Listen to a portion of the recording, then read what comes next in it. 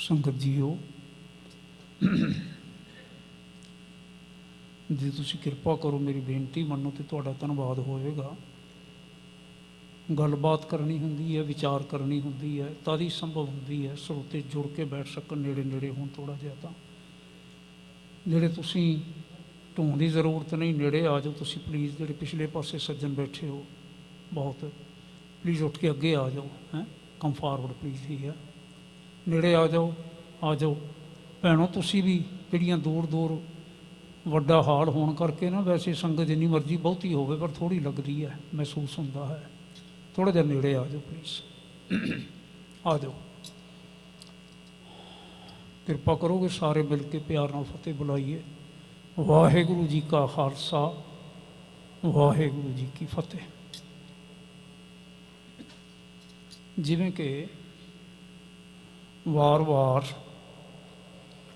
ये गल दोहराई जा रही है, आप जी नूं सूचित किया जा रहा है कि आपां अज तो लैके आउण वाला सारा हफ्ता उस दे दौरान ਦਸਵੇਂ ਪਾਤਸ਼ਾਹ ਮਹਾਰਾਜ ਆਨੰਦਪੁਰ ਸਾਹਿਬ ਛੱਡਿਆ, ਚਮਕੌਰ ਪਹੁੰਚੇ। ਚਮਕੌਰ ਸਾਹਿਬ ਦੇ ਵਿੱਚ ਭਾਰੀ ਲੜਾਈ ਲੜਨ ਤੋਂ ਬਾਅਦ ਫਿਰ ਮਾਛੀਵਾੜੇ ਅਤੇ ਇਸ ਤੋਂ ਅੱਗੇ ਇੱਧਰ ਮਾਲਵਾ ਸਾਈਡ 'ਤੇ ਗਏ, ਜਿੱਥੇ ਉਹਨਾਂ ਨੂੰ ਸਾਹਿਬਜ਼ਾਦਿਆਂ ਦੀ ਸ਼ਹਾਦਤ ਦਾ ਪਤਾ ਲੱਗਾ, ਛੋਟਿਆਂ ਦੀ ਸ਼ਹਾਦਤ ਦਾ ਪਤਾ ਲੱਗਾ। ਤਕਰੀਬਨ ਇਹ 1 ਹਫ਼ਤੇ ਦਾ ਸਮਾਂ ਹੈ। 8 ਪੋਹ ਚਮਕੌਰ ਸਾਹਿਬ ਦੇ ਯੁੱਧ ਹੈ ਅਤੇ 13 ਪੋਹ ਛੋਟੇ ਸਾਹਿਬਜ਼ਾਦਿਆਂ ਦੀ ਸ਼ਹਾਦਤ ਦਾ ਦਿਨ ਹੈ। ਔਰ ਅੱਜ 6 ਪੋਹ ਹੈ। ਅੱਜ 6 ਪੋਹ ਦੀ ਰਾਤ ਨੂੰ ਸਤਿਗੁਰੂ ਮਹਾਰਾਜ ਆਨੰਦਪੁਰ ਸਾਹਿਬ ਛੱਡਦੇ ਨੇ। 6 ਅਤੇ 7 ਪੋਹ ਦੀ ਦਰਮਿਆਨੀ ਰਾਤ ਜਿਹੜੀ ਹੈ, ਅੱਜ ਦੇ ਦਿਨ ਆਨੰਦਪੁਰ ਸਾਹਿਬ ਸਤਿਗੁਰੂ ਮਹਾਰਾਜ ਛੱਡਦੇ ਨੇ। ਲੇਕਿਨ ਇਹ ਛੱਡਣਾ ਕਿਉਂ ਹੋਇਆ, ਇਹ ਛੱਡਣਾ ਕਿਉਂ ਪਿਆ, ਕਿੰਨਾ ਹਾਲਾਤਾਂ ਦੇ ਵਿੱਚ ਸਤਿਗੁਰਾਂ ਨੇ ਆਨੰਦਪੁਰ ਸਾਹਿਬ ਛੱਡਿਆ, ਜਿਹੜੇ ਫਿਰ ਉਸ ਦੇ ਨਤੀਜੇ ਨਿਕਲੇ, ਇਹ ਆਪਾਂ ਆਉਣ ਵਾਲੇ ਦਿਨਾਂ 'ਚ ਵੀ ਵਿਚਾਰਾਂਗੇ। ਕਿਉਂਕਿ ਇਤਿਹਾਸ ਦੀ ਬਾਤ ਹੈ, ਇਹਨਾਂ ਦਿਨਾਂ ਵਿੱਚ ਇਤਿਹਾਸ ਮੁੜ ਕੇ ਵਿਚਾਰਨ ਵਾਲੀ ਗੱਲ ਹੈ। ਲੇਕਿਨ ਅਸੀਂ ਗਾਹੇ ਬਗਾਏ ਹਮੇਸ਼ਾ ਸਾਰੇ ਸੁਣਦੇ ਹਾਂ, ਜਾਣਦੇ ਹਾਂ, ਲੇਕਿਨ ਬਾਵਜੂਦ ਇਸ ਦੇ ਮੈਨੂੰ ਸਰਦਾਰ ਸਾਹਿਬ, ਸਰਦਾਰ ਰਾਜਿੰਦਰ ਸਿੰਘ ਹੋਰਾਂ ਨੇ, ਸਰਦਾਰ ਨਰਿੰਦਰ ਸਿੰਘ ਜੀ ਹੋਰਾਂ ਨੇ ਉਚੇਚੇ ਤੌਰ 'ਤੇ ਹੁਕਮ ਕੀਤਾ ਅਤੇ ਇਸ ਵਾਰੀ ਇਹਨਾਂ ਦਿਨਾਂ ਵਿੱਚ ਯਾਦ ਕੀਤਾ। ਹਾਰ ਕੇ ਮੈਂ ਥੋੜ੍ਹਾ ਜਿਹਾ ਲੇਟ ਆਇਆ ਕਰਦਾ ਇੱਥੇ, ਪਰ ਯਾਦ ਕੀਤਾ ਇਸ ਲਈ ਕਿ ਇਹਨਾਂ ਦਿਨਾਂ ਦੇ ਬਾਬਤ ਆਪਾਂ ਵਿਸ਼ੇਸ਼ ਵਿਚਾਰ ਕਰ ਲਈਏ। ਸੰਗਤ ਜੀਓ, ਪਹਿਲਾਂ ਪਹਿਲ ਸਾਡੇ ਇਤਿਹਾਸਕਾਰ ਇਹਨਾਂ ਦਿਨਾਂ ਨੂੰ ਸ਼ਹੀਦੀ ਸਾਤਾ ਆਖਿਆ ਕਰਦੇ ਸਨ, ਸ਼ਹੀਦੀ ਸਪਤਾਹ ਆਖਿਆ ਕਰਦੇ ਸਨ। 7 ਦਿਨ ਲਗਾਤਾਰ ਸ਼ਹਾਦਤਾਂ ਹੁੰਦੀਆਂ ਰਹੀਆਂ, ਸਿੰਘ ਵੀ ਸ਼ਹੀਦ ਹੋਏ, ਸਾਹਿਬਜ਼ਾਦੇ ਵੀ ਅਤੇ ਹੋਰ ਵੀ ਸ਼ਹੀਦ ਹੋਏ। ਲੇਕਿਨ ਪਿਛਲੇ ਕੁਝ ਸਮੇਂ 'ਤੇ ਇਸ ਨੂੰ ਸਫ਼ਰ ਸ਼ਹਾਦਤ, ਇਹ ਸਫ਼ਰ ਮੈਂ ਨਾ ਯਾਤਰਾ, ਸਫ਼ਰ ਸ਼ਹਾਦਤ, ਸ਼ਹਾਦਤ ਦੀ ਯਾਤਰਾ, ਇਹ ਸ਼ਹਾਦਤਾਂ ਦੀ ਯਾਤਰਾ, ਸ਼ਹਾਦਤ ਦੀ ਯਾਤਰਾ ਇਹ ਕਿਵੇਂ ਹੋਈ, ਉਸ ਦਾ ਕੀ ਮਕਸਦ ਸੀ ਔਰ ਕਿਵੇਂ ਸਾਰਾ ਕੁਝ ਹੋਇਆ, ਸਮੇਂ ਨੂੰ ਮੁੱਖ ਰੱਖਦਿਆਂ ਹੋਇਆਂ ਆਪਾਂ ਸਹਿਜੇ ਸਹਿਜੇ ਵਿਚਾਰਨ ਦਾ ਯਤਨ ਕਰਾਂਗੇ। ਜਿਹੜੇ ਪ੍ਰੇਮੀ ਜਨ ਤੁਸੀਂ ਸਵੇਰ ਵੇਲੇ ਬੈਠੇ ਸੋ ਦੀਵਾਨ ਦੇ ਵਿੱਚ, ਮੈਂ ਸਤਿਗੁਰਾਂ ਦਾ ਇੱਕ ਵਚਨ ਜਿਹੜਾ ਸੀ ਮਹਾਰਾਜ ਗੁਰੂ ਕਲਗੀਧਰ ਸਾਹਿਬ ਦਾ ਆਪ ਸਾਰਿਆਂ ਨਾਲ ਸਾਂਝਾ ਕੀਤਾ। ਵਚਨ ਸਤਿਗੁਰੂ ਜੀ ਨੇ ਲੇਟਰ ਆਨ ਜਾ ਕੇ ਇਹਨਾਂ ਦਿਨਾਂ ਤੋਂ ਬਾਅਦ ਜਾ ਕੇ ਫਿਰ ਆਪਣੇ ਸਿੰਘਾਂ ਨੂੰ ਕੀਤਾ।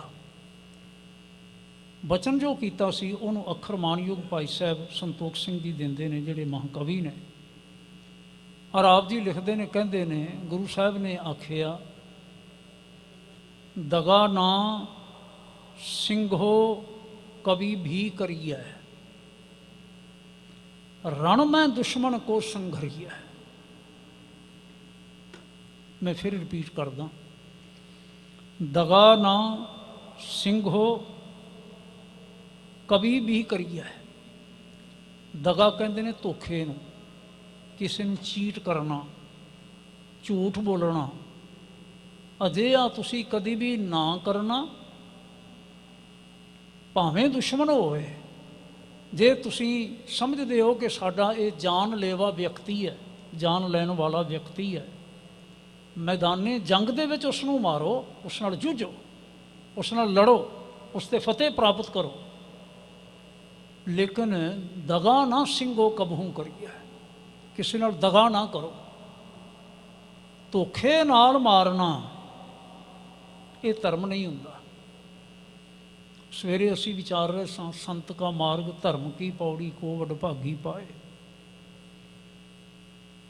ਦਗਾ ਕਰਨਾ, ਧੋਖਾ ਦੇਣਾ, ਧੋਖਾ ਕਰਨਾ ਕਿਸੇ ਦੇ ਨਾਲ, ਛਲ ਕਰਨਾ, ਫਰੇਬ ਕਰਨਾ, ਇਹ ਸਾਰੀਆਂ ਗੱਲਾਂ ਜਿਹੜੀਆਂ ਨੇ ਝੂਠ ਬੋਲ ਕੇ ਕਰਨੀਆਂ, ਇਹ ਕਿਸੇ ਵੀ ਧਰਮੀ ਵਿਅਕਤੀ ਨੂੰ ਸ਼ੋਭਦੀਆਂ ਨਹੀਂ ਹੈ। ਸਤਿਗੁਰੂ ਜੀ ਮਹਾਰਾਜ ਨੇ, ਗੁਰੂ ਗੋਬਿੰਦ ਸਿੰਘ ਜੀ ਨੇ ਜਿਹੜੇ ਵਚਨ ਆਖੇ, ਉਹਨਾਂ ਵਚਨਾਂ ਦੇ ਵਿੱਚ ਇੱਕ ਵਚਨ ਇਹ ਵੀ ਹੈ ਜਿਹੜਾ ਫਤਿਹਨਾਮਾ ਨਾਮ ਦੀ ਇੱਕ ਚਿੱਠੀ ਸਤਿਗੁਰਾਂ ਨੇ ਦੱਸਿਆ ਜਾਂਦਾ ਹੈ ਕਿ ਮਾਛੀਵਾੜੇ ਤੋਂ ਔਰੰਗਜ਼ੇਬ ਨੂੰ ਲਿਖੀ ਸੀ, ਜਿਸ ਵਿੱਚ ਹਜ਼ੂਰ ਨੇ ਆਖਿਆ, ਨਾ ਜ਼ੇਬਦ ਤੁਰਾ ਨਾਮ ਔਰੰਗਜ਼ੇਬ ਕਿ ਔਰੰਗਜ਼ੇਬਾਂ ਨੇ ਆਇਦ ਫਰੇਬ। ਨਾ ਜ਼ੇਬਦ ਤੁਰਾ ਨਾਮ ਔਰੰਗਜ਼ੇਬ। ਜ਼ੇਬ ਹੁੰਦਾ ਹੈ ਸੁੰਦਰਤਾ, ਜ਼ੇਬ ਆਖਿਆ ਜਾਂਦਾ ਹੈ ਸ਼ਿੰਗਾਰ, ਜ਼ੇਬ ਆਖਿਆ ਜਾਂਦਾ ਸ਼ੋਭਾ। ਦੋਵੇਂ ਅਰਥ ਲੈ ਜਾਂਦੇ ਨੇ, ਸ਼ੋਭਾ ਵੀ ਅਤੇ ਸ਼ਿੰਗਾਰ ਵੀ। ਤੁਰਾ ਨਾਮ ਔਰੰਗਜ਼ੇਬ, ਐ ਔਰੰਗਜ਼ੇਬ ਤੈਨੂੰ ਇਹ ਨਾਮ ਸ਼ੋਭਦਾ ਨਹੀਂ। ਹੁਣ ਔਰੰਗ ਕਿਸ ਨੂੰ ਆਖਿਆ ਜਾਂਦਾ ਸੀ? ਔਰੰਗ ਕਹਿੰਦੇ ਸਨ ਤਖਤ, ਅਤੇ ਜ਼ੇਬ ਮੈਨਾ ਸ਼ੋਭਾ ਸ਼ਿੰਗਾਰ। ਨਾ ਜ਼ੇਬਤ ਤੁਰਾ ਨਾਮ ਔਰੰਗਜ਼ੇਬ, ਕਹਿੰਦੇ ਨੇ ਕਿਉਂ ਕਿ ਔਰੰਗਜ਼ੇਬਾਂ ਨੇ ਆਇਦ ਫਰੇਬ। ਜੋ ਔਰੰਗਜ਼ੇਬ ਹੁੰਦੇ ਨੇ, ਜੋ ਤਖਤ ਦੀ ਸ਼ੋਭਾ ਹੁੰਦੇ ਨੇ, ਜੋ ਤਖਤ ਦਾ ਸ਼ਿੰਗਾਰ ਹੋਇਆ ਕਰਦੇ ਨੇ, ਉਹ ਕਦੀ ਫਰੇਬ ਨਹੀਂ ਕਰਦੇ, ਕਦੀ ਝੂਠ ਨਹੀਂ ਬੋਲਦੇ। ਇੱਕ ਵਾਕ ਮੈਂ ਹੋਰ ਤੁਹਾਡੇ ਨਾਲ ਜ਼ਰੂਰ ਸਾਂਝਾ ਕਰਦਾ, ਤੁਹਾਡਾ ਧਿਆਨ ਦਿਵਾਉਂਦਾ, ਇਸ ਲਈ ਕਿ 2 ਸਾਲ 3 ਸਾਲ ਪਹਿਲਾਂ 2018 ਵਿੱਚ ਵੀ ਅਤੇ 2019 ਵਿੱਚ ਵੀ ਆਪਾਂ ਇੱਥੇ ਹਜ਼ੂਰ ਦਾ ਲਿਖਿਆ ਹੋਇਆ ਜੋ ਇਤਿਹਾਸਕ ਡਾਕੂਮੈਂਟ ਹੈ ਜ਼ਫਰਨਾਮਾ, ਮੈਂ ਪਿਆਰ ਦੇ ਨਾਲ ਸਤਿਕਾਰ ਨਾਲ ਸਾਹਿਬ ਆਖਿਆ ਕਰਦਾ, ਜ਼ਫਰਨਾਮਾ ਸਾਹਿਬ, ਉਸ ਦੇ ਉੱਪਰ ਜੋ ਕਮੈਂਟਰੀ ਲਿਖੀ ਗਈ ਸਤਿਗੁਰਾਂ ਨੇ ਲਿਖਵਾਉਣ ਦੀ ਸੇਵਾ ਲਈ, ਉਹ ਪੁਸਤਕ ਜਿਹੜੀ ਹੈ ਮੈਂ ਆਪ ਸੰਗਤਾਂ ਨੂੰ ਇੱਥੇ ਵਰਤਾ ਕੇ ਗਿਆ। ਤੁਸਾਂ ਨੇ ਬੜੇ ਪਿਆਰ ਦੇ ਨਾਲ, ਚਾਅ ਦੇ ਨਾਲ ਪੁਸਤਕ ਲਈ, ਜ਼ਰੂਰ ਪੜ੍ਹੀ ਹੋਣੀ ਤੁਸਾਂ ਨੇ। ਮੈਂ ਉਸ ਦਾ ਹਵਾਲਾ ਦੇਣ ਲੱਗਾ ਸਾਂ। ਪਹਿਲੇ 12 ਸ਼ੇਰ ਅਕਾਲ ਪੁਰਖ ਦੇ ਬਾਬਤ ਲਿਖਣ ਤੋਂ ਬਾਅਦ ਸਤਿਗੁਰੂ ਮਹਾਰਾਜ ਗੁਰੂ ਗੋਬਿੰਦ ਸਿੰਘ ਜੀ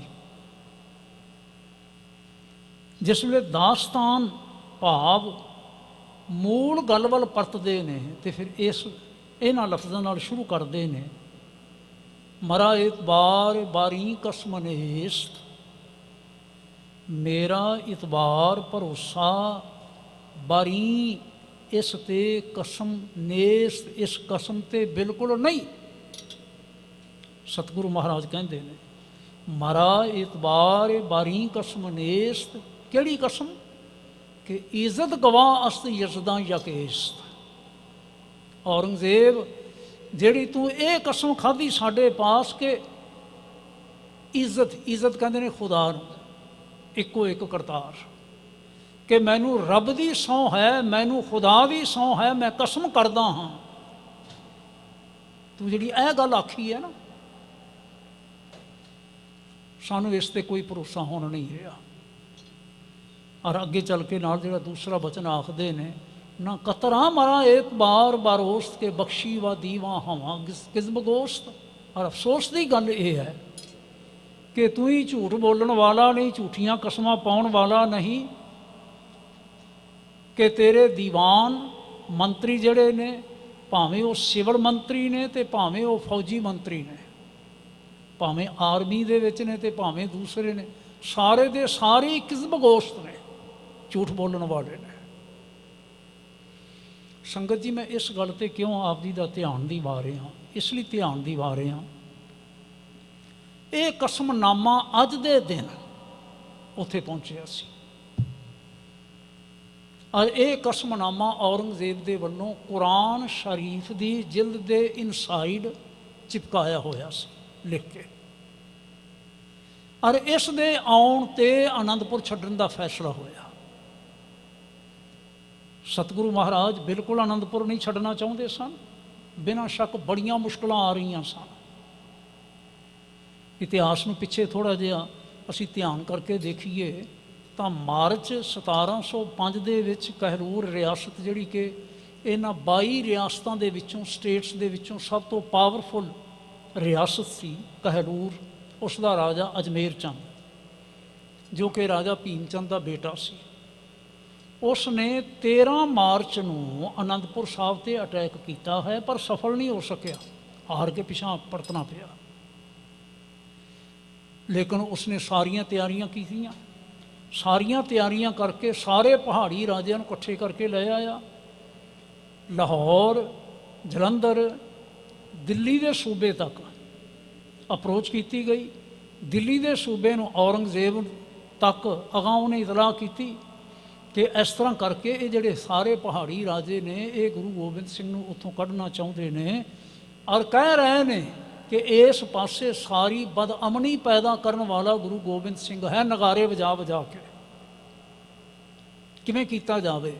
ਤਾਂ ਬਾਦਸ਼ਾਹ ਔਰੰਗਜ਼ੇਬ ਦੀ ਵੀ ਚਿੱਠੀ ਆਉਂਦੀ ਹੈ, ਜਿਹੜੀ ਲਿਖਤ ਰੂਪ ਦੇ ਵਿੱਚ ਸਾਡੇ ਪਾਸ ਸਾਡੇ ਇਤਿਹਾਸਕਾਰਾਂ ਨੇ ਸੰਭਾਲੀ ਹੋਈ ਹੈ ਕਿ ਸਤੰਬਰ 1705 ਨੂੰ ਇਹ ਚਿੱਠੀ ਵੀ ਆਈ ਹੈ, ਜਿਸ ਦੇ ਵਿੱਚ ਔਰੰਗਜ਼ੇਬ ਨੇ ਇਸ ਪ੍ਰਕਾਰ ਦੇ ਲਫ਼ਜ਼ ਲਿਖੇ ਨੇ ਕਿ ਤੁਸੀਂ ਆਨੰਦਪੁਰ ਛੱਡ ਕੇ ਤੇ ਕਿਸੇ ਹੋਰ ਪਾਸੇ ਚਲੇ ਜਾਓ, ਜਿੱਧਰ ਜਾਣਾ ਚਾਹੁੰਦੇ ਹੋ ਚਲੇ ਜਾਓ, ਤੁਹਾਨੂੰ ਕੁਝ ਨਹੀਂ ਆਖਿਆ ਜਾਵੇਗਾ, ਪਰ ਆਨੰਦਪੁਰ ਛੱਡ ਦਿਓ ਤੁਸੀਂ। ਮੈਂ ਕੀ ਕਹਿਣ ਜਾ ਰਿਹਾ ਸਾਂ?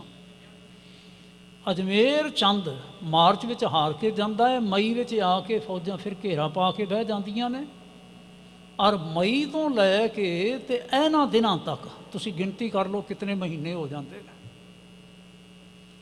7 ਮਹੀਨੇ ਤੋਂ ਵਧੇਕ ਲੰਬੇ ਸਮੇਂ ਦਾ ਘੇਰਾ ਜਿਹੜਾ ਸੀ ਪਾਇਆ ਗਿਆ।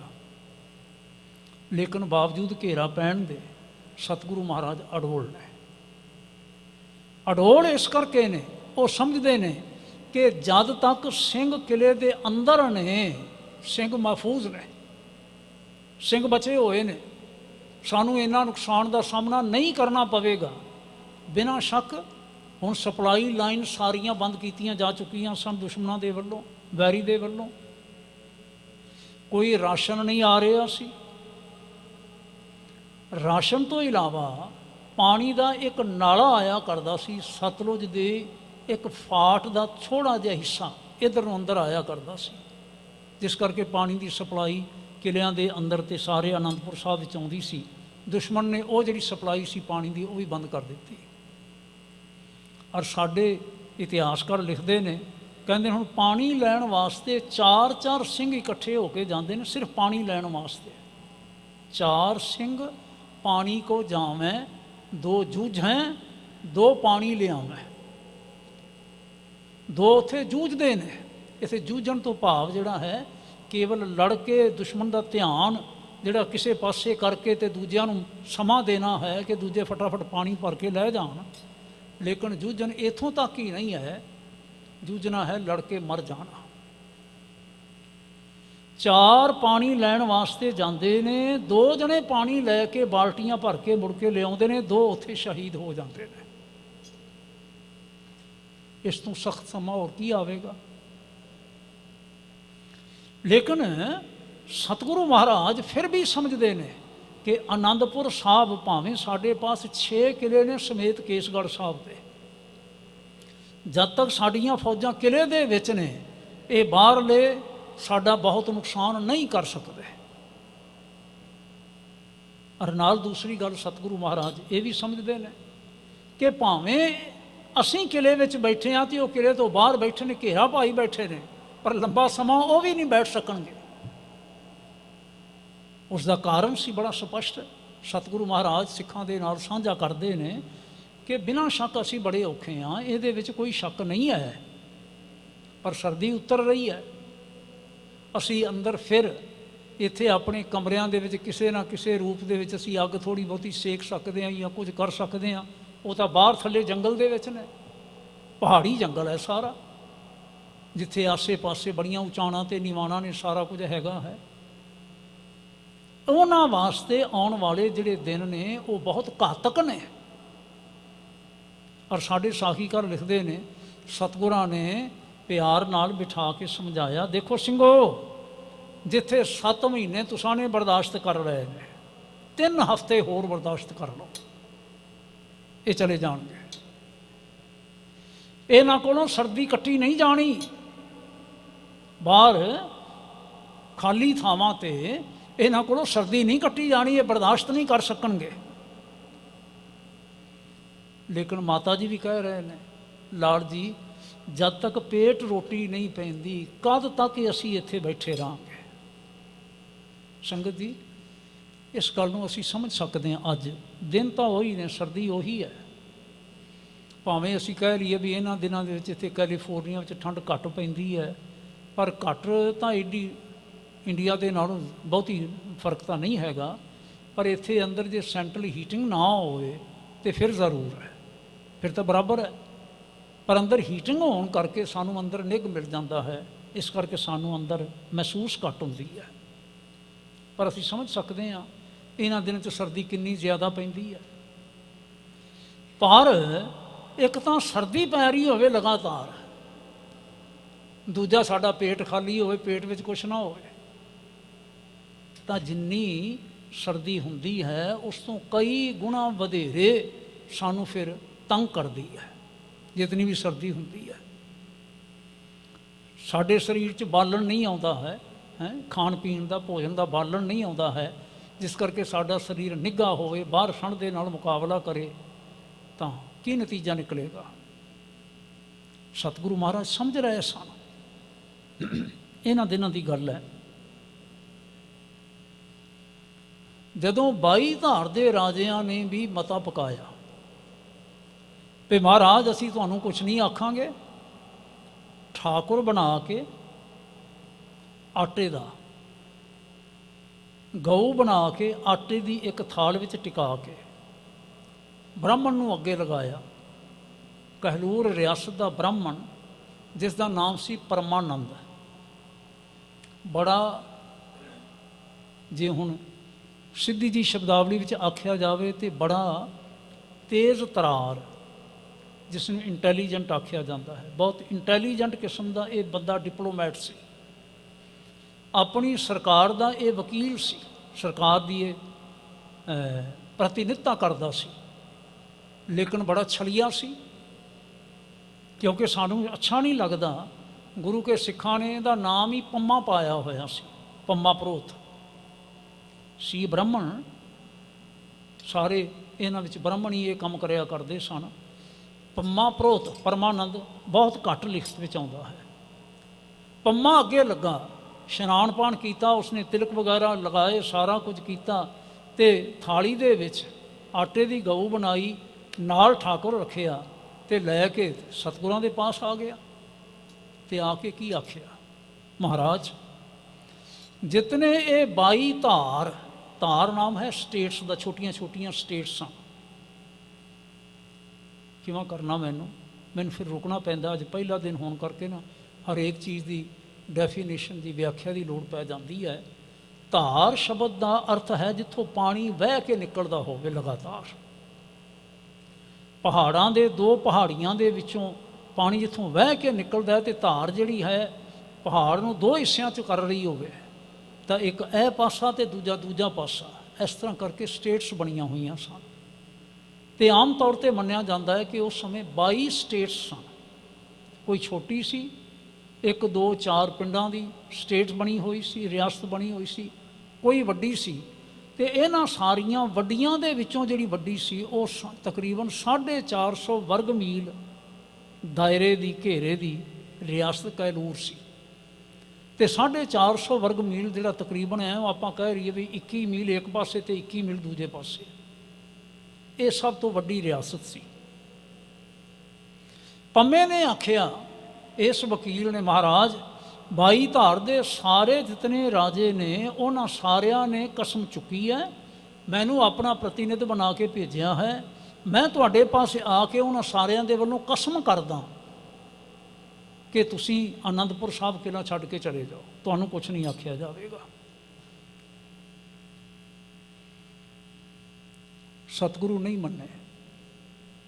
ਪੰਮੇ ਦੇ ਚਲੇ ਜਾਣ ਤੋਂ ਬਾਅਦ, ਸਤਿਗੁਰਾਂ ਦੇ ਸਾਫ਼ ਇਨਕਾਰ ਹੋਣ ਤੋਂ ਬਾਅਦ ਉਹ ਚਲਾ ਗਿਆ।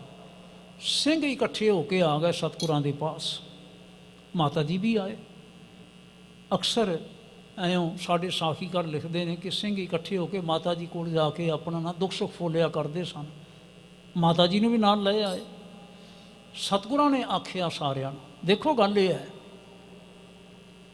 ਤੁਸੀਂ ਪਰੇਸ਼ਾਨ ਹੋ, ਸਾਨੂੰ ਸਭ ਨਜ਼ਰ ਆ ਰਿਹਾ ਹੈ, ਅਸੀਂ ਸਭ ਕੁਝ ਦੇਖਦੇ ਪਏ ਹਾਂ, ਲੇਕਿਨ ਇੱਕ ਗੱਲ ਧਿਆਨ ਰੱਖੋ, ਜਦ ਤੱਕ ਤਪ ਨਹੀਂ ਕੀਤਾ ਜਾਇਆ ਕਰਦਾ, ਰਾਜ ਨਹੀਂ ਮਿਲਿਆ ਕਰਦਾ। ਅਸੀਂ ਤੁਹਾਨੂੰ ਆਉਣ ਵਾਲੇ ਸਮੇਂ ਦੇ ਰਾਜੇ ਬਣਾਉਣਾ ਚਾਹੁੰਦੇ ਹਾਂ, ਤੇ ਰਾਜਾ ਉਹ ਬਣੇਗਾ ਜਿਹੜਾ ਅੱਜ ਤਪ ਕਰੇਗਾ। ਇਹ ਤਪ ਹੈ ਸੂਰਮੇ ਦਾ, ਭੁੱਖ ਸਹਿਣੀ, ਦੁੱਖ ਸਹਿਣੇ, ਇਹ ਸੂਰਮੇ ਦਾ ਤਪ ਹੋਇਆ ਕਰਦਾ ਹੈ। ਇਸ ਲਈ ਤਕੜੇ ਹੋਵੋ ਤੁਸੀਂ। ਉਹਨਾਂ ਨੇ ਆਖਿਆ ਮਹਾਰਾਜ ਇਹਨਾਂ ਨੇ ਸਹੁੰ ਖਾਧੀਆਂ ਨੇ। ਪਾਤਸ਼ਾਹ ਕਹਿਣ ਲੱਗੇ ਇਹਨਾਂ ਦੀਆਂ ਸਹੁੰ ਰਾਜਸੀ ਸਹੁੰ ਨੇ, ਰਾਜਸੀ ਸਹੁੰ, ਯਕੀਨ ਨਾ ਕਰਿਆ ਜੇ। ਅਸੀਂ ਅੱਜ ਵੀ ਜਿਤਨੇ ਵੀ ਲੋਕ ਹੈਗੇ ਹਾਂ ਇੱਥੇ ਇਸ ਦੁਨੀਆ ਵਿੱਚ ਵਿਚਰ ਰਹੇ ਹਾਂ, ਸਾਰੇ ਸਮਝਦੇ ਹਾਂ 1947 ਜਿਸ ਵੇਲੇ ਹੋਇਆ, ਸਾਡੇ ਪੁਰਖਿਆਂ ਦੇ ਬਾਬਤ ਅੱਜ ਕਈ ਸ਼ਿਕਾਇਤ ਕਰਦੇ ਨੇ ਵੀ ਨਹਿਰੂ ਗਾਂਧੀ ਨੇ ਵਾਅਦੇ ਕੀਤੇ ਸਨ ਸਿੱਖਾਂ ਦੇ ਨਾਲ ਵੀ ਅਸੀਂ ਤੁਹਾਨੂੰ ਭਾਰਤ ਦੇ ਉੱਤਰ ਦੇ ਵਿੱਚ ਐਸਾ ਇਲਾਕਾ ਇੱਕ ਸੁਰੱਖਿਅਤ ਦੇਵਾਂਗੇ ਜਿੱਥੇ ਤੁਸੀਂ ਆਜ਼ਾਦੀ ਦਾ ਨਿੱਘ ਮਾਣ ਸਕੋਗੇ ਵਗੈਰਾ ਵਗੈਰਾ। ਮਾਸਟਰ ਹੋਰਾਂ ਨੇ ਢਿੱਲ ਕੀਤੀ, ਇਹਨਾਂ ਨੂੰ ਲਿਖਾ ਲੈਣਾ ਚਾਹੀਦਾ ਸੀ। ਸਾਡੇ ਸੱਜਣ ਗਿਲਾ ਕਰਿਆ ਕਰਦੇ ਨੇ। ਸ਼ੇਖ ਅਬਦੁੱਲਾ, ਮੁਹੰਮਦ ਅਬਦੁੱਲਾ, ਸ਼ੇਖ ਅਬਦੁੱਲਾ ਦਾ ਬਾਪ, ਉਸ ਨੇ ਜ਼ੋਰ ਪਾ ਕੇ ਹਿੰਦੁਸਤਾਨ ਗਵਰਨਮੈਂਟ ਦੇ ਪਾਸੋਂ ਲਿਖਵਾਇਆ ਕਿ ਕਸ਼ਮੀਰ ਦੇ ਵਿੱਚ ਧਾਰਾ 370 ਰਹੇਗੀ, ਸਾਡਾ ਇੱਕ ਵਿਸ਼ੇਸ਼ ਰੁਤਬਾ ਰਹੇਗਾ। ਜਿਵੇਂ ਭਾਰਤ ਦਾ ਪ੍ਰਧਾਨ ਮੰਤਰੀ ਹੈ, ਤੁਸਾਂ ਨੇ ਕਿਤੇ ਪਿਛਲਾ ਇਤਿਹਾਸ ਪੜ੍ਹਿਆ ਹੋਵੇ, ਕਸ਼ਮੀਰ ਦਾ ਵੀ ਪ੍ਰਧਾਨ ਮੰਤਰੀ ਮੰਨਿਆ ਜਾਂਦਾ ਸੀ ਪਹਿਲੇ ਸ਼ੇਖ ਅਬਦੁੱਲਾ ਨੂੰ, ਬਾਅਦ 'ਚ ਇਹ ਤੋੜ ਦਿੱਤਾ ਗਿਆ। ਇਹ ਹੁਣ ਦੀਆਂ ਗੱਲਾਂ ਨੇ, ਪਿਛਲੇ ਸਾਲ ਦੀਆਂ, ਜਦੋਂ ਧਾਰਾ 370 ਵੀ ਤੋੜ ਦਿੱਤੀ ਗਈ। ਤਾਂ ਉਸ ਵੇਲੇ ਸਾਡੇ ਸਿਆਣੇ ਬੰਦੇ ਸਾਰੇ ਕਹਿਣ ਲੱਗੇ, ਕਹਿੰਦੇ ਨੇ ਸਾਡੇ ਇਹ ਗਿਲੇ ਕਰਨੇ ਕਿ ਮਾਸਟਰ ਜੀ ਹੋਰਾਂ ਨੇ ਲਿਖਤੀ ਤੌਰ 'ਤੇ ਕੋਈ ਵਾਅਦਾ ਨਹੀਂ ਲਿਆ। ਆ ਜਿਹੜੇ ਲਿਖਤੀ ਵਾਅਦੇ ਕੀਤੇ ਗਏ ਨੇ ਇਹਨਾਂ ਦਾ ਵੇਖ ਲਓ ਕੀ ਹਸ਼ਰ ਹੋਇਆ। ਕਾਰਨ ਪਤਾ ਕੀ ਹੈ? ਕਾਰਨ ਰਾਜਸੀ ਲੋੜ ਹੁੰਦੀ ਹੈ, ਹੋਰ ਕੁਛ ਨਹੀਂ ਹੁੰਦਾ। ਜਦੋਂ ਜਿਵੇਂ ਕਿਸੇ ਨੂੰ ਲੋੜ ਹੁੰਦੀ ਹੈ ਨਾ, ਇਹ ਹੁਣ ਮੈਂ ਕੀ ਆਖਾਂ, ਮੇਰੇ ਧਿਆਨ ਵਿੱਚ ਆਈ ਹੈ ਕਹਾਵਤ, ਜੀ ਅਸੀਂ ਧਿਆਨ ਕਰ ਲਈਏ, ਕਹਿੰਦੇ ਨੇ ਲੋੜ ਪੈਣ 'ਤੇ ਗਧੇ ਨੂੰ ਵੀ ਬਾਪ ਬਣਾ ਲਿਆ ਜਾਂਦਾ ਹੈ। ਵਾਹਿਗੁਰੂ, ਕਦੀ ਗਧਾ ਬਾਪ ਹੁੰਦਾ ਕਿਸੇ ਦਾ? ਇਵੇਂ ਹੋ ਹੀ ਨਹੀਂ ਸਕਦਾ ਹੁੰਦਾ। ਭਾਵ ਹੈ ਇਹ ਅਤ ਕਥਨੀ ਲਈ ਗਈ ਹੈ ਕਿ ਜਦੋਂ ਬੰਦਾ ਗਰਜ਼ਮੰਦ ਹੋਵੇ, ਤਮਾ ਵਿੱਚ ਹੋਵੇ, ਲੋੜ ਵਿੱਚ ਹੋਵੇ, ਉਦੋਂ ਸਾਰੀਆਂ ਗੱਲਾਂ ਕਰਨ ਵਾਸਤੇ ਤਿਆਰ ਹੋ ਜਾਂਦਾ ਹੈ। ਔਰ ਕੀਤੀਆਂ ਗਈਆਂ। ਲੇਕਿਨ ਜਿਸ ਵੇਲੇ ਲੋੜ ਨਿਕਲ ਜਾਂਦੀ ਹੈ, ਗਰਜ਼ ਨਿਕਲ ਜਾਂਦੀ ਹੈ, ਤਾਂ ਉਸ ਵੇਲੇ ਰਾਜਨੀਤਿਕ ਲੋਕ ਲਿਹਾਜ਼ ਨਹੀਂ ਕਰਿਆ ਕਰਦੇ, ਧਿਆਨ ਨਹੀਂ ਕਰਿਆ ਕਰਦੇ। ਇਹ ਗੱਲ ਪੁਰਾਣੀ ਵੀ ਹੈ, ਇਹ ਗੱਲ ਨਵੀਂ ਵੀ ਹੈ। ਸਤਿਗੁਰੂ ਮਹਾਰਾਜ ਨੇ ਆਖਿਆ ਇਹ ਰਾਜਸੀ ਸੌਹਾਂ ਨੇ, ਕਸਮਾਂ ਨੇ, ਇਹਨਾਂ 'ਤੇ ਯਕੀਨ ਨਾ ਕਰਿਆ ਜੇ। ਨਹੀਂ ਮੰਨੇ। ਹੁਣ ਬੜੀ ਇੱਕ ਪ੍ਰਸਿੱਧ ਗਾਥਾ ਹੈ, ਤੁਸਾਂ ਨੇ ਸੁਣੀ ਹੋਵੇਗੀ ਜ਼ਰੂਰ, ਮੈਂ ਸੰਖੇਪਤਾ ਦੇ ਨਾਲ ਫਿਰ ਅਰਜ਼ ਕਰਦਿਆਂ ਚੇਤਾ ਕਰਵਾਦੇ ਹਾਂ। ਸਤਿਗੁਰਾਂ ਆਖਿਆ ਠੀਕ ਹੈ, ਦੇਖਣਾ ਹੈ ਸਾਰਾ ਤਮਾਸ਼ਾ ਇਹਨਾਂ ਦੀਆਂ ਸੌਹਾਂ ਦਾ। ਦੇਖੋ, ਗੁਰੂ ਸਾਹਿਬ ਨੇ ਇਹ ਪੰਮੇ ਦੇ ਰਾਹੀਂ ਸੁਨੇਹਾ ਭਿਜਵਾਇਆ ਬਈ ਅਸੀਂ ਨਾ ਕਿਲ੍ਹਾ ਛੱਡ ਕੇ ਜਾਣਾ ਚਾਹੁੰਦੇ ਹਾਂ। ਜਿਵੇਂ ਤੁਸੀਂ ਕਹਿੰਦੇ ਹੋ ਵੀ ਤੁਸੀਂ ਜੋ ਸਮਾਨ ਲਿਜਾਣਾ ਚਾਹੁੰਦੇ ਹੋ ਮਹਿਫੂਜ਼, ਆਪਣਾ ਸਮਾਨ ਸਾਰਾ ਲੈ ਕੇ ਚਲੇ ਜਾਓ, ਅਤੇ ਸਮਾਨ ਲਿਜਾਣ ਦੇ ਵਾਸਤੇ ਸਾਨੂੰ ਨਾ ਬੈਲਾਂ ਦੀ ਲੋੜ ਹੈ, ਬਲਦਾਂ ਦੀ ਲੋੜ ਹੈ। ਕਿੰਨੇ ਬਲਦ ਜੀ? ਹੁਣ ਭਾਈ ਸੰਤੋਖ ਸਿੰਘ ਕਹਿੰਦੇ ਨੇ ਕਿ 5000 ਬਲਦ ਆਖਿਆ ਮਹਾਰਾਜ ਨੇ। ਕਿੰਨੇ ਆਖੇ ਨੇ? ਮੈਂ 5000। ਅਸੀਂ ਆਪਣਾ ਮਾਲ ਅਸਬਾਬ ਲੱਦਣਾ ਹੈ। ਉਹਨਾਂ ਨੇ 5000 ਬਲਦ ਅੰਦਰ ਭੇਜ ਦਿੱਤਾ। 5000 ਬਲਦ ਅੰਦਰ ਭੇਜ ਦਿੱਤਾ, ਅਤੇ ਸਤਿਗੁਰਾਂ ਨੇ ਆਖਿਆ ਵੀ ਇਹਦੇ ਵਿੱਚ ਘਰ ਦਾ ਸਮਾਨ ਨਹੀਂ ਕੋਈ ਉੱਪਰ ਲੱਦਣ ਦੀ ਲੋੜ, ਨਾ ਖਜ਼ਾਨੇ ਲੱਦਣ ਦੀ ਲੋੜ ਹੈ। ਕਹਿੰਦੇ ਮਹਾਰਾਜ ਫਿਰ ਕੀ ਲੱਦੀਏ? ਹਜ਼ੂਰ ਕਹਿਣ ਲੱਗੇ ਜਿੰਨੀਆਂ ਛੱਟਾਂ ਨੇ ਨਾ, ਗੂਣ ਵੀ ਕਿਹਾ ਜਾਂਦਾ ਸੀ, ਛੱਟ ਵੀ ਆਖਿਆ ਜਾਂਦਾ ਸੀ, ਇਹ ਸਾਰੀਆਂ ਛੱਟਾਂ ਕਚਰੇ ਦੀਆਂ ਭਰ ਦਿਓ। ਜਿਹੜਾ ਸਮਾਨ ਅਸੀਂ ਨਾ ਬਿਨ ਵਿੱਚ ਸੁੱਟਦੇ ਐਵੇਂ ਡੰਪ ਕਰਦੇ ਹੁੰਦੇ ਹਾਂ, ਇਹ ਸਾਰੇ ਗੰਦ ਦੀਆਂ, ਕਚਰੇ ਦੀਆਂ ਸਾਰਿਆਂ ਦੀ ਭਰ ਦਿਓ। ਉੱਪਰ ਦੁਸ਼ਾਲੇ ਪਾ ਦਿੱਤੇ ਗਏ। ਹੁਣ 5000 ਬਲਦ ਜਿਸ ਵੇਲੇ ਉਹਦੇ ਉੱਪਰ ਦੁਸ਼ਾਲੇ ਵਧੀਆ ਵਧੀਆ ਪਾ ਕੇ, ਅਤੇ ਉਹਨਾਂ ਦੇ ਸਿੰਗਾਂ ਦੇ ਨਾਲ, ਇੱਕ ਇੱਕ ਬਲਦ ਦੇ 2-2 ਸਿੰਗਾਂ ਦੇ ਨਾਲ ਮਸ਼ਾਲਾਂ ਜਗਾ ਕੇ ਬੰਨ੍ਹ ਦਿੱਤੀਆਂ। ਜਿਸ ਵੇਲੇ ਨਿਕਲੇ ਬਲਦ ਬਾਹਰ, ਅਤੇ ਇਹਨਾਂ ਪਹਾੜੀਆਂ ਦੀਆਂ ਜਿਹੜੀਆਂ ਫੌਜਾਂ ਸਨ ਉਹ ਨਾ ਰੁਕੀਆਂ। सारे लुटन वास्ते पै गए। चलो जिस वेले वो बलदां नूं अपने अपने इलाके विच लै गए, उन्होंने जाके वो खोलिया सारा कुछ, तो विकों कचरे ते गंद तो बिना कुछ ना निकलिया, तो शर्मिंदे तो बड़े होए। लेकिन सतगुरां ने सिंघां नूं आख्या, देख लो ऐ ने इन्हां दियां सौहां, इन्हां सौहां दा ऐ हशर है, इसलिए इन्हां ते यकीन ना करो, ये हर हालत विच सानू किले विचों बाहर कढ के ते साडा नुकसान करना चाहुंदे ने। संगत जी कुछ दिन लंघ गए और मैं संखेप करा, 13 सितंबर 1705 दे विच औरंगजेब का एक पत्र आया। सतगुरां ने जवाब दे दिता, सानू तेरी सौं ते इतबार नहीं है। अज दे दिन समाणे दे रहन वाला काजी ये फिर आया। अज जिहड़ा काजी लैके आया, जिवें मैं कह रहा सां कि वह एक कुरान की जिल्द अपने सिर ते रख के लैके आया, जिस कुरान दे अंदर इनसाइड, जिल्द दे इनसाइड वो जफरनामा, वाहिगुरू कसमनामा जिहड़ा सी वो चिपकाया होया सी, जिसका हवाला गुरु साहब सच्चे पातशाह जफरनामा लिखण लगिया 4 शेरां विच 58, 59, 60 ते 61 विच दिंदे ने। कहंदे ने कि तशरीफ दर कस्बा कांगड़ कुनद, वदां पस मुलाकात बाहम शावद, हमा कौम में बैराड़ हुक्मे मरास्त। बैराड़ा की सारी कौम जी इस पासे वसदी मेरे हुक्म विच है, ना खतरा जरा ही राहे तुरास्त, तैनू राह विच कोई खतरा नहीं है। जे तू गोबिंद सिंह इस पासे आ जावें कि तशरीफ दर कस्बा कांगड़ कुनद, कांगड़ दे कस्बे विच अपनी तशरीफ लै आवें, वदां पस मुलाकात बाहम शावद, तो उत्थे साडे आमने सामने बैठ के फिर मुलाकात होगी।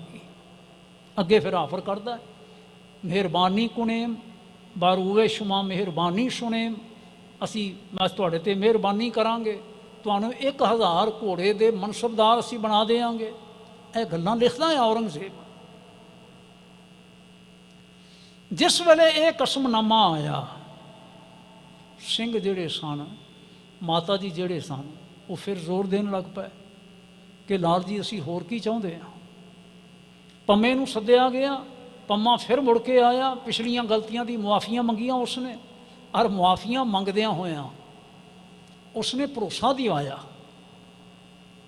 कि महाराज जिहड़ी बीते समय में गल हो गई है, ये मुड़ के नहीं दुहराई जाएगी, ये कुछ मूर्ख लोगों ने किया है, ये सारे राजियां ने नहीं किया, नहीं करन दी किसी की इच्छा सी, लेकिन उन्होंने किया है।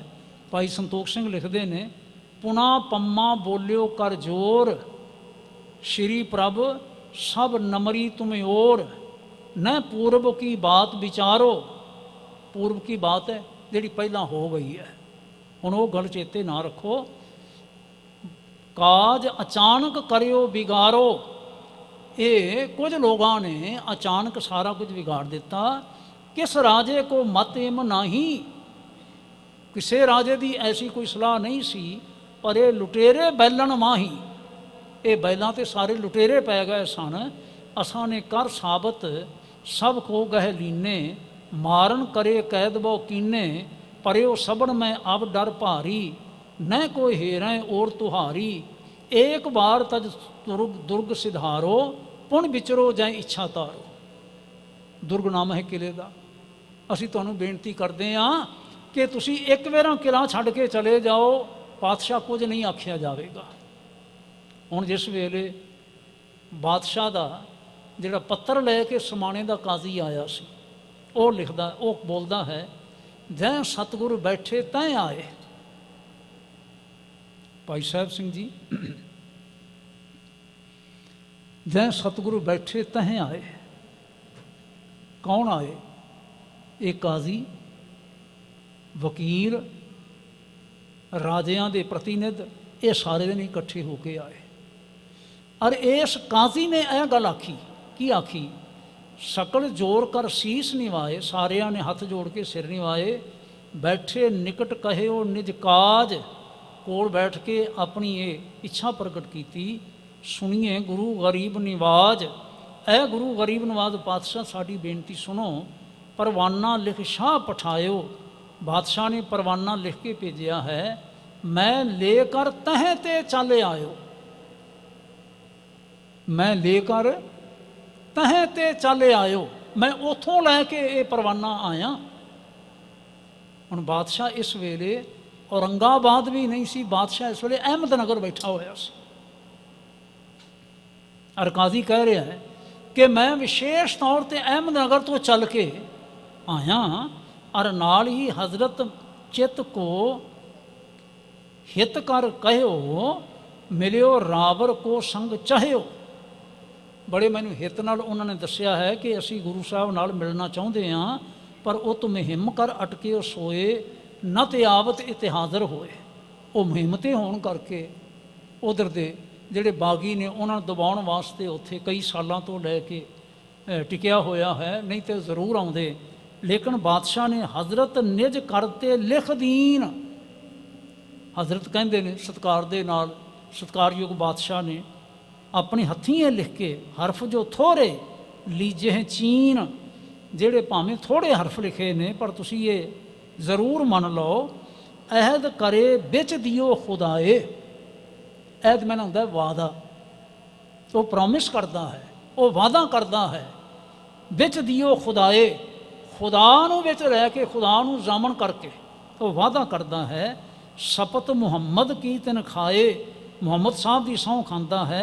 की आखदा है कि जिम रावर के मन पति आवै, जिमें तुहानूं चंगा लगता है, तिम तुम चलो ना को अटकावै। तुसी इत्थों छड्ड के ना जिथे मर्जी जाओ विचरो, तुहानूं कोई अटकावेगा नहीं। असी तुहानूं ये आखदे हां कि जे हजरत को आशा ऐसे अपर बुरो कर सकै सो कैसे। पीर जी, जे हजरत दा बादशाह दी ये इच्छा है, बादशाह दा ये हुक्म है, फरमान है, तो रस्ते विच कौन है अटकाव पैदा करने वाला? तुहाडी हवा वल वेखण वाला कौन है? तुसी जा सकते हो ਜਿਹੜੇ ਪਾਸੇ ਮਰਜ਼ੀ ਚਲੇ ਜਾਓ। ਸੰਗਤ ਜੀ, ਸਮੇਂ ਨੂੰ ਮੁੱਖ ਰੱਖਦਿਆਂ ਹੋਇਆਂ ਮੈਂ ਰੁਕਣਾ ਚਾਹੁੰਦਾ, ਸੰਖੇਪ ਕਰਨਾ ਮਜਬੂਰੀ ਹੋਵੇਗੀ। ਆਪਾਂ ਅੱਜ ਸ਼ਾਮ ਦਾ ਤਾਂ ਦੀਵਾਨ ਨਹੀਂ ਹੋਣਾ, ਕੱਲ੍ਹ ਫਿਰ ਸ਼ਾਮ ਨੂੰ ਇੱਥੋਂ ਹੀ ਲੜੀ ਆਪਾਂ ਸ਼ੁਰੂ ਕਰਾਂਗੇ। ਸਤਿਗੁਰਾਂ ਨੇ ਅਖੀਰ ਫੈਸਲਾ ਕਰ ਲਿਆ, ਚੱਲਿਆ ਜਾਵੇ। ਇੱਥੇ ਇੱਕ ਨੁਕਤਾ ਛੋਟਾ ਜਿਹਾ ਹੋਰ ਹੈ ਕਿ ਸਿੰਘਾਂ ਨੇ ਫਿਰ ਜਿਸ ਵੇਲੇ ਇਨਸਿਸਟ ਕੀਤਾ ਕਿ ਨਹੀਂ ਚੱਲਣਾ ਚਾਹੀਦਾ ਹੈ, तो सतगुरां ने आख्या तुसी एक गल चेता रख लिओ, जे असीं चले हाँ तो जाना चाहते हो जे तां, लेकिन चेता रखियो जे साडा बहुत ज़्यादा नुकसान होवेगा। पर तुसी ये फैसला कर दे हो सारे जने रल के। हाँ जी, जिन्हों कहते हैं ਸਿੰਘਾਂ ने गुरमता किया, सतगुरां ने आख्या तुसी फिर लिख दिओ कि असीं तुहाडे सिख नहीं, तुसी साडे गुरु नहीं, ताकि कल नूं तुसी साडे ते गिला ना करो। खैर, ये कुछ साड़ियाँ पुरातन दस्तावेज़ां हैगियां ने जिन्हां विच इस प्रकार की लिखत हैगी है, पर वो छड्ड के किते अलग नहीं गए। तकरीबन 450 सिंह ते 50 सिंह होर ते इनकलूडिड सतगुरु महाराज आप दे चारे साहबजादे सारियां ने तैयारी करके ते अज रात नूं जिहड़ी कि मस्सिया दी रात सी, किते चंद्रमा निशान नहीं सी है, बिल्कुल हनेरा सी। तकरीबन जिस वेले हनेरा पैण तो अद्धी घड़ी बीत गई, जिस वे हनेरा पै जाता है तो अद्धा घंटा होर बीत जाए, 20-25 मिनट लंघ जान, फिर सतगुरां ने आनंदपुर साहब तो ਸਿੰਘਾਂ ਨੂੰ भेजना बाहर शुरू किया। हौली हौली हौली हौली जान लगे। माता जी नाल 100 सिंह दे के उन्होंने तोरिया। भाई साहब भाई बचित्र सिंह होरां दे नाल सिंह दे के उन्होंने माता जी दे अगे उन्होंने भेज दिता। भाई उदय सिंह दे नाल 50 सिंह लगा दिते, बाकी सिंह अपने नाल रख लै। तो इयों करके ना जिस वेले सतगुरां ने आनंदगढ़ छड्डिया है तो समझा जाता है कि उस वेले रात के 10:30 बजे का टाइम हो गया सी। अज दे दिन रात के 10:30 बजे का टाइम, 1.5 पहर रात रही। सतगुरु महाराज आनंदपुर साहब छड्ड के निकलते हैं। निकलदियां होया ही फिर की हुंदा है जानते आपां सारे हाँ, पर विस्तार दे नाल फिर आपां कल शाम नूं विचारां करांगे। अज समा हो गया है। इन्हें लफ्ज़ां दे नाल मैं तुहाडे पासों खिमा मंगदा।